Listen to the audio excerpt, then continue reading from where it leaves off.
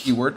Okay, so we have our formatted keyword, and what we want to do is create a formula that's going to pull the content of this cell into the cell surrounded by parentheses. So the way we do that is as follows: equals, open parentheses, and then two open quotations rather. So it's open quotations, and then two single parentheses, and then a close quotations, ampersand, and then the cell, the actual cell. So in our case, we're just going to click on it, but it is C3.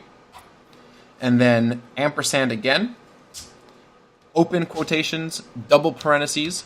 So you do it, this is 2 clicks, one parentheses, and then close my quotations, and then hit enter. And we have our pulled keyword from column C formatted with parentheses. So it's really cool. And what we could do is just to duplicate that formula all the way down is just hover over the bottom right-hand corner until we get the black plus sign and double click. And that's going to bring it's going to duplicate my entire list of keywords straight down the line with parentheses. Now, once I have this set up with, I did this with phrase match, I want to go ahead and duplicate the same thing with exact match. So I'm going to go back to my filter over here and only select exact match. And I'll select exact and deselect phrase. And now I already have my empty column, and all I need to do is write a similar formula, but just a little bit different to reflect brackets. So it's equals, parentheses, and now we don't, quotations rather, and we don't need to be worrying about the single parentheses because the single parentheses was to give us the appearance of the quotations. So for the brackets, all it is open quotations, open bracket, open quotations, ampersand, our column, our cell, which is C4 in this case, because keep in mind we have the filter on, ampersand, close quotations, close brackets, close quotations, we hit enter, and we have our keyword surrounded by brackets in the appropriate exact match format. And another way, instead of double clicking on the bottom right hand corner of the cells, we could grab it and drag down until we hit the bottom of our keyword list, let go, and all of our formatting will be intact. So it's really, really cool. And if we expand column B, just to get a clear sense, we see all of our keywords are now paired really nicely. And we could then go back to removing our filter. And in this column, we have our new phrase match and our phrase match and formatted exact match keywords. One thing we do need to do, though, is remove the formula. So when we want to go ahead and copy this into Microsoft, when we want to copy this into Google AdWords, we don't want to be copying formulas. So all we need to do is select this column, Command-C, to copy, and then paste. And then we hit this little icon, and we hit values only. If you select values only, then we actually get the value, the text with the brackets and parentheses, and we don't need to bring in, we won't be bringing in the actual formulas. Now, there's a lot of ways to clean this up even further, just with the Excel formatting, but this is not an Excel course, so we don't need to work on that right now.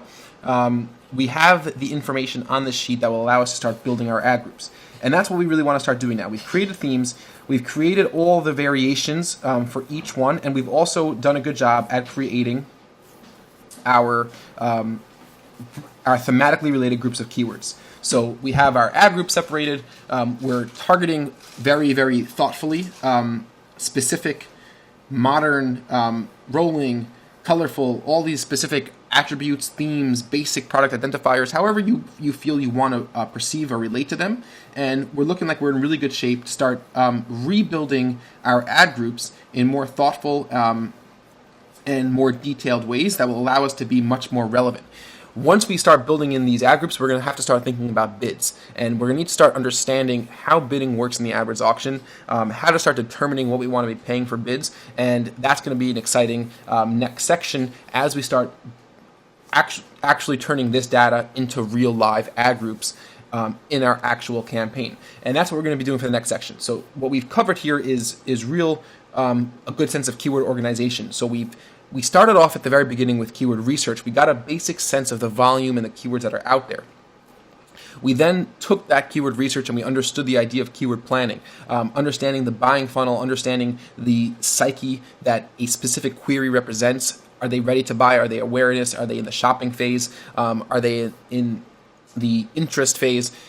And how important that understanding and knowledge of each of those keywords are. We then put that aside and jumped into keyword planning, that by taking the broader list of keywords that we had generated and turning them into really tight, thematically related lists, thematically related groups that we're going to be using to build our ad groups. Once we actually go ahead and build those ad groups, upload these keywords, get them into the campaign, then we want to start asking ourselves the questions: what type of buyer do these keywords represent? Because the buyer funnel knowledge is going to help us understand bids, and bidding appropriately on the proper match types and adding in negative keywords later, that's going to be what's going to help us with control. So I hope that all of these pieces are starting to fit together. It's not a very linear step-by-step sort of process. They're all intermingled and interlaced with each other. So that's why it might be confusing. But I think the way we laid it out here was as clear and as sensible of an approach as possible. And we're not done with it yet. There's still a lot more to talk about, a lot more pieces of the jigsaw puzzle to put together. And once we start talking about bids and how to bid differently on each match type and how to go ahead and structure the campaigns, the ad groups, and how to develop additional ad groups based on buyer funnels, then I think the whole thing is going to come together. So excellent job on this so far. We're going to be back in Excel later, and the next video we're going to pick up in the AdWords dashboard, actually creating new ad groups. Thanks so much for watching, guys, and we will talk to you soon.